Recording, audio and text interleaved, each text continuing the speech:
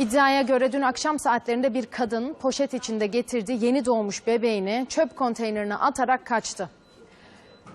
Kağıt toplayanlardan biri çöp konteynerini karıştırırken yeni doğan bebeği fark etti ve polis ve sağlık ekiplerini aradı.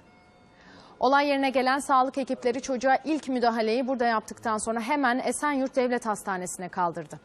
Hastanede yeni doğan yoğun ünitesine alınan bebeğin sağlık durumu neyse ki şimdi iyi. Polis ise her yerde bebeği çöpe bırakan o anneyi arıyor.